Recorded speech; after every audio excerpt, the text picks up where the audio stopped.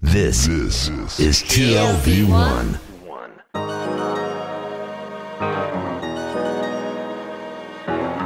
The Tel Aviv Review. Hello and welcome to the Tel Aviv Review, a program dedicated to the word, to the thought and to debate. I'm your host Gilad Halpern, and every week I'll be engaging in close encounters of the intellectual kind with writers, scholars, documentary filmmakers, or simply people who have done something to make our lives a tad more interesting. I am now joined here in the studio by Professor Laura Schor. She's a historian at Hunter College in New York, and she's also the author of The Best School in Jerusalem, Annie Landau's School for Girls 1900 to 1960. It was recently published by Brandeis University Press, and it focuses on the most extraordinary character of Annie Landau, a British, ultra-Orthodox Jewish woman who was, throughout the better part of the first half of the 20th century, the director of Jerusalem's first girls' school, the Evelina de Rothschild School.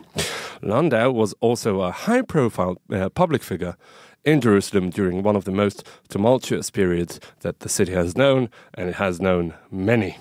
Hello, Laura, and welcome to the Tel Aviv Review. Thank you so much. Glad to be here. So, Annie Landau was born in London in 1873.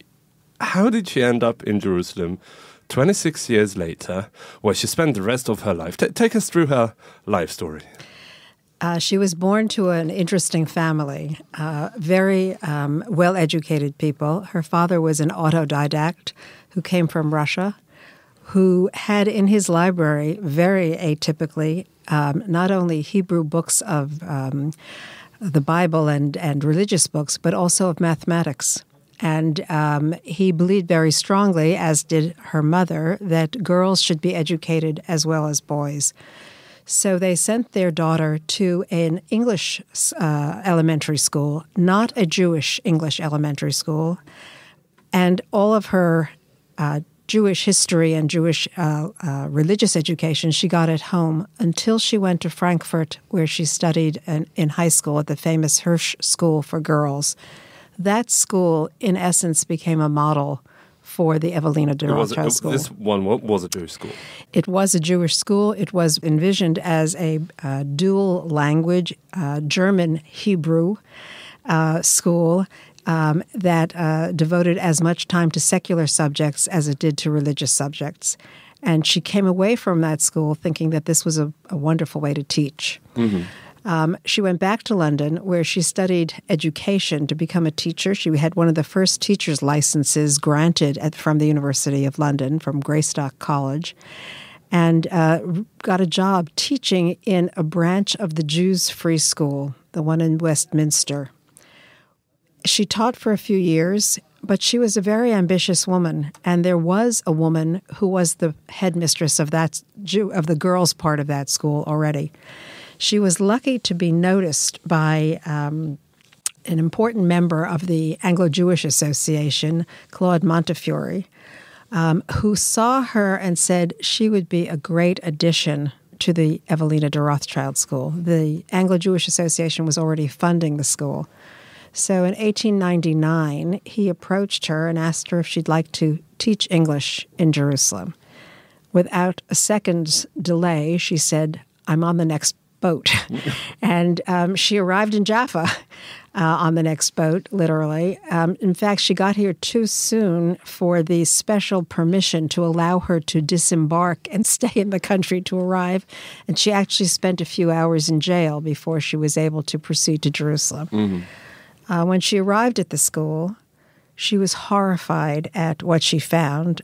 She thought it had no order, no sense. It made no sense as a legitimate school. And within 6 months, the headmistress of the school left to take care of an ailing mother, and Annie Landau was appointed headmistress. Mm-hmm. And from that point on, she developed a classic English girls' school with a heavy presence of Jewish education, dual language, in Jerusalem. Mm-hmm. Which was quite extraordinary in itself, because she totally was... extraordinary. I mean, how did she reconcile all those contradictions within herself, her personality, and her vocation, and also gradually she became quite an important public figure in Jerusalem. Did she ever address all those questions? She did. She had enormous self-confidence, enormous. Once she decided that she wanted to do something, she brought all of her energy to bear to doing that thing. And the thing that she wanted to do more than anything else was to prepare the girls of Jerusalem for many different possible careers. Mm-hmm. She saw the poverty of the city as its biggest blight, and she was determined to reduce because the poverty. we have to bear in mind that back then Jerusalem wasn't a Jerusalem of gold. It was a Jerusalem mainly of filth. It was extremely dirty. Hygiene was a terrible problem. Disease was rampant.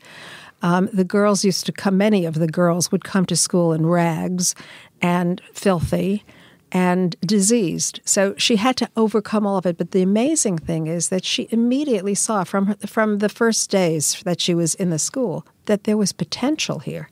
She identified these poor, bedraggled girls in her writing as the future of the city, that if we could educate them, give them skills, they would in turn change the city. That in and of itself was a revolutionary concept, educating girls who, including herself. I mean, the process that she had undergone before was quite extraordinary as well, because the concept of educating girls who come from very religious, very traditional backgrounds was groundbreaking at the time. But her family was groundbreaking. Her father, in the 1880s, started a newspaper in London with a few of his friends, basically as an oppositional newspaper to the Jewish Chronicle of London. They said the Jewish Chronicle was for those who wanted Jews to kind of become English. He wanted Jews to be Jews, but his understanding of that was that they should also be modern. So, for example, they had a whole long article about whether women should be educated to pray alongside men. And he said, this is a very interesting question. We should discuss it. It shouldn't be shunted aside and said no to.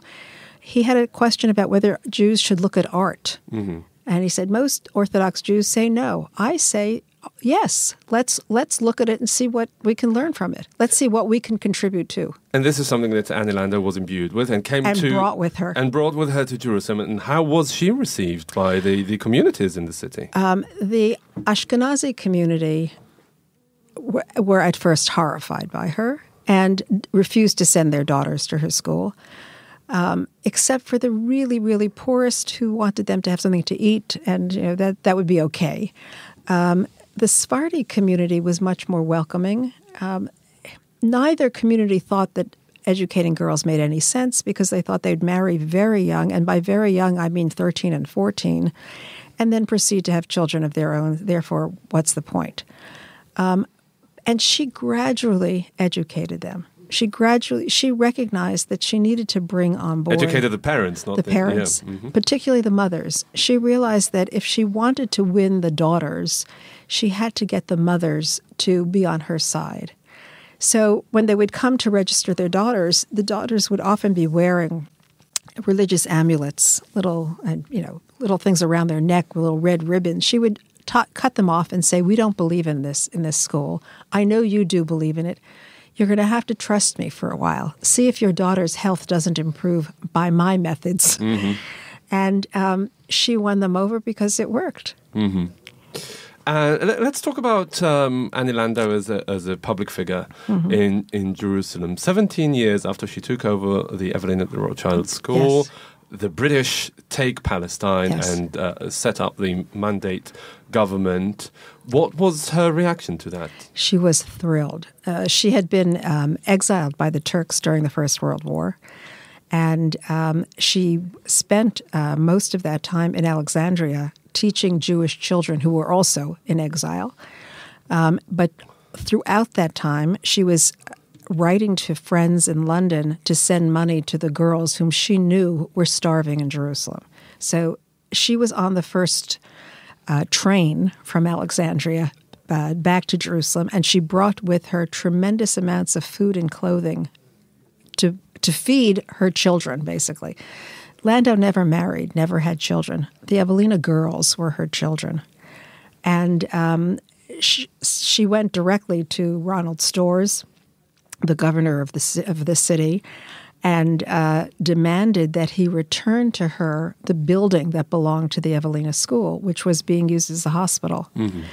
And he wrote about her in his memoirs. He wrote famously about her that he had met a woman of destiny, that he knew that he was going to have to give her what she wanted. Yeah.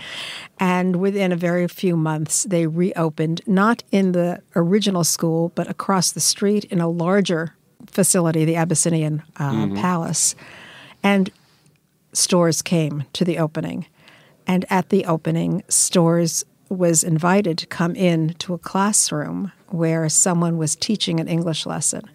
And he was charmed by it. He thought it was wonderful. He asked her who the teacher was. He thought the teacher was superb. And she said, the teacher was one of my girls. She was born here. English is her second language. And Storrs looked at her and said, do you have any more like this? We'll hire them. The British need them. And she went around the city finding her old graduates to give him his first staff. Did she see herself as a British national through and through, all through her life, and saw the British mandate and her own project as having a common goal? Very much so. She was very proud of her British identity. There were portraits of the king and queen in the school. The celebration of the coronation of George VI was a big deal. The school books were all English. The readers that the girls used to learn English were straight from England. Mm-hmm. So she did, and the girl guide program, everything was very English. Mm-hmm. What was her attitude towards Zionism? She was an ultra-Orthodox Jew, so that is one caveat. Right. She was a proud British national and a diasporic Jew, as it were, who happens to be in Jerusalem and bringing the values of the diaspora from Europe to the land of Israel, which is something that the Zionists, of course, rejected and abhorred. Right. How did she manage the Zionist leadership in Jerusalem and in Palestine? It's very interesting. Her relationship to Zionism is very interesting. At the beginning of her career in Jerusalem, I'm sure she would not have called herself a Zionist. She saw the Zionists as not being focused in the right place. She thought they should be focused in cities, not in the countryside. She certainly didn't like their attitude towards religion, towards Judaism. And she also saw that from the perspective of her students, from her girls, that the Zionist movements, youth movements, were a bit too easy on sexual relations amongst their youth. So that was outlawed for her kids. Mm-hmm. On the other hand, she believed firmly in the Hebrew language. She spoke Hebrew fluently. She used Hebrew all the time. So she could certainly communicate easily in Hebrew. And she believed very much in the future of the Jewish people, if anything, she would have been Nachat Ha'amnik kind of Zionist. Also in terms of her relationship with other non-Jewish communities in Jerusalem? Yes, she was part of the binational movement. So she was friendly with the Magnuses and with the Bentwiches, and later on with Henrietta Zold. So Henrietta Zold, the great Zionist icon, and Annie Landau became quite good friends towards the end of their respective lives. They actually died a few weeks apart from each other, and they're buried next to each other on Har HaZeitim. How interesting. Yeah. Now about the girls themselves, Annie Landau envisaged this project as, fostering a better future for those girls and for society at large, thanks to their contribution. Right. Can you tell us about some illustrious graduates who went on to become... There are so many. As you may remember, I told you I interviewed about 30 of them. They, in general, are very modest about their achievements, but I have to say that their achievements overwhelm me. So, for example, I met one wonderful woman who told me that she didn't really do that much. She was kind of a secretary. So I asked her who she was a secretary for, and she said Ben-Gurion. She set up his office, and after he left office, she worked for Eshkol. And then she said she also later on set up the overseas student operation at Hebrew University, but she didn't have too much of a career. So she was, I think, very typical. It was the knowledge of, not only the knowledge of English, but the knowledge of the can-do British atmosphere that they brought to these new operations that was extraordinarily successful.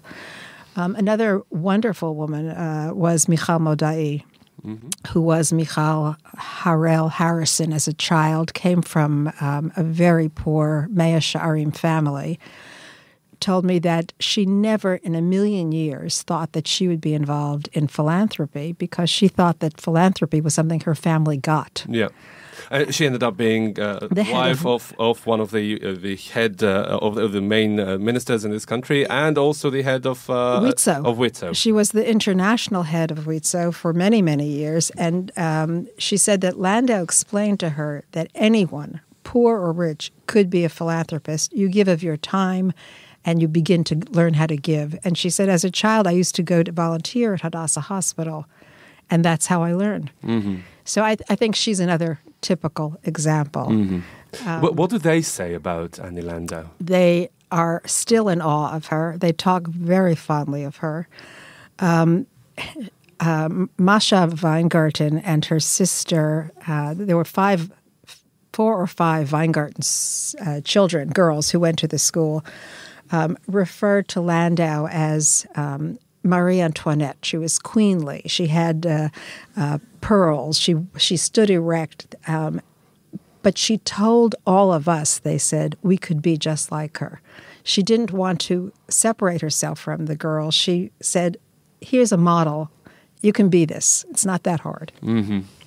All right, Laura Schor, author of The Best School in Jerusalem, Annie Landau's School for Girls, 1900 to 1960. Thank you very much for coming in today. Thank you. That was the Tel Aviv Review for this week. Thank you very much for listening. Also, big thanks to the technical producers of this show, Alex Benish and Adam Scher. I am Gilad Halpern. Join us again next week for another edition of the Tel Aviv Review. And until then, goodbye.